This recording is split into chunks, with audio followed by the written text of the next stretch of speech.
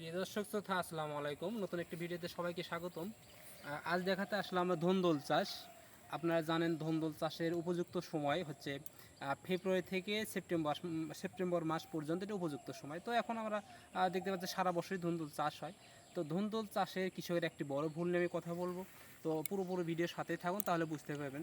প্রিয় দর্শক, আমরা জানি যে যেহেতু এর একটি 5 থেকে 6 মাস পর্যন্ত এই ফসলটা থাকে। তো অনেক সময় কৃষক করে কি, এরকম মাছি থেকে যে ঝুলিয়ে পড়ে এগুলো কিন্তু কৃষক উনি কাটিয়ে ফেলে দেয়। এগুলো কৃষক এই যে কাটিয়ে এরকম কাটিয়ে ফেলে দেয়। তো সেই বিষয়ে নিয়ে আমি কথা বলবো যে আসলেই যখন গাছটা বয়স্ক হয়ে যায় ঠিক সেই সময় কিন্তু এগুলো ঝুলিয়ে পড়ে। এবং আপনি জানেন যে এটা একদম তরতাজা, এবং মাঝখানের যে গাছ থেকে যে ঝোলানো গাছটা রয়েছে এটা একদম নতুন একটি ডগা। এটা কাটা কোনোভাবেই উচিত না। কেননা আমি দেখাচ্ছি, এদিকে আসুন। এই যে দেখতে পাচ্ছেন এই ডোগাটা কিন্তু অসংখ্য এই ধুন্দুল রয়েছে, এই যে অসংখ্য নতুন রয়েছে। এই যে এখানে রয়েছে এটা নতুন ডোগা।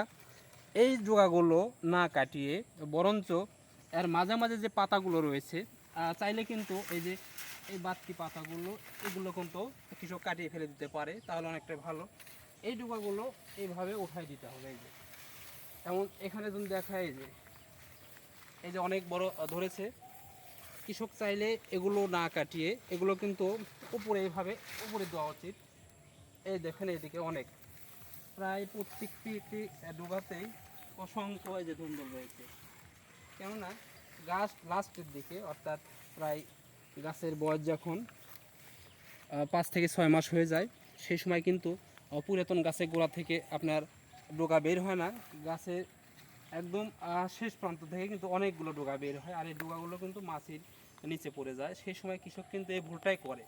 তো আমি বলবো যে এই ভুলটা করা উচিত হবে না। কেননা যেহেতু আমাদের এই ডোগাগুলোতে অসংখ্য ধুন্দুল রয়েছে, আর এই ডোগাগুলো আমরা চাইলে কিন্তু একদম উপরে দিতে পারি। এই যে উপরে দিতে পারি, কেননা যে অসংখ্য দেখেন প্রায় ম্যাক্সিমাম ডোগাতে যে ডোগাগুলো ঝুলিয়ে পড়েছে সেই ডোগাতেই কিন্তু সবচেয়ে বেশি ফুল প্লাস সবচেয়ে বেশি ধুন্দুল ধরেছে। আর ধুন্দুল চাষ একটা লাভজনক ফসল।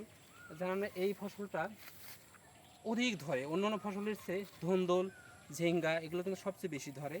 কাজে আপনারা এই ভুল কখনোই করবেন না যে ঝোলানো এই ডোগাগুলো না কাটিয়ে যদি আপনারা একদম মাছির উপরে উঠায় দেন, তাহলে কিন্তু অনেকটাই লাভবান হবেন। কেননা এগুলো ঝোলানো ডোগা থেকে কিন্তু সবচেয়ে বেশি ইয়া ধরেছে দেখুন। আর এখানে কিন্তু অসংখ্য এই যে ইয়া দেখতে পাচ্ছি, দেখেন কালো বোল্লা বলেন, এগুলোর জন্য অবশ্যই কিন্তু আপনাদের বীজ দিতে হবে।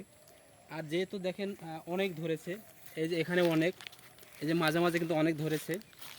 তো আপনারা চাইবেন এই ডোগা না কাটিয়ে মাঝে মাঝে কিছু বৃদ্ধ পাতা রয়েছে, এই বৃদ্ধ পাতাগুলো কাটিয়ে ফেলে দিবেন। আর ডোগাগুলো চাইলে একদম এখান থেকে উপরের দিকে উঠায় দিবেন। আর এই কালো পিঁপড়ার জন্য অবশ্যই কিন্তু আপনারা বিষ প্রয়োগ করবেন।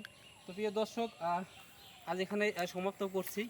আবার দেখা হবে নতুন কোনো ভিডিওতে। এ পর্যন্ত সুস্থ থাকুন, ভালো থাকুন। আসসালামু আলাইকুম রহমতুল্লাহি ওয়া বারাকাতুহু।